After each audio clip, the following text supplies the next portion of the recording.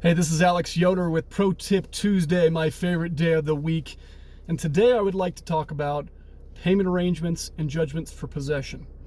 One of the challenges that we have, and this is actually kind of spurring from a letter that we received from our attorney, is that when you are accepting a payment arrangement from a tenant and you've posted let's say you post a 10-day demand notice, but then you accept a payment during the month. Our attorneys are telling us that the judges in Colorado Springs, and I don't know about your market if you're outside of Colorado Springs, but in Colorado Springs, they will say, well, you might have posted a demand notice, but you then accepted a payment during the month, and that represents a payment arrangement, and you should have reposted a 10-day demand notice as soon as that payment arrangement was in default or the tenant was in default. So maybe you agree to have them pay half on the 15th and half on the 20th. They pay on the 15th, but they don't pay on the 20th. You would think, well, I can just run with the notice that I already posted earlier in the month, the 10-day demand notice. But the reality is, at least in Colorado Springs, that these judges are saying, nope, you should have reposted after they defaulted on the 20th. And of course, the problem with that is that the timeline is already pretty long. Prior to COVID-19, I mean, it was still 60 days to remove somebody from the property if they were not paying their rent. And who knows what this situation is going to do to that timeline even more so. So here's the solution.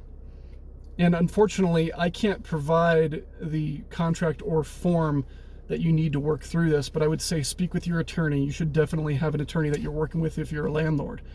Speak with them about getting a form. There are letters that our attorneys have where the tenant can sign early in the month when you're posting your demand notice and when you're setting up that payment arrangement. That basically says, if I default on my payment arrangement and I fail to pay as agreed, that this does not in any way affect the already initiated demand period or the eviction period.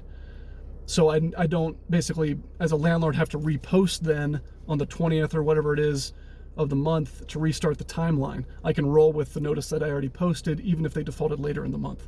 So that is the challenge, and that is something that you should definitely look into. You should definitely speak with your attorney about to get a form or a contract agreement like that so that you can negotiate kind of these waters. Obviously, this is going to be even more important going into April with COVID-19 and kind of setting yourself up for success if you have a situation where a tenant has been impacted.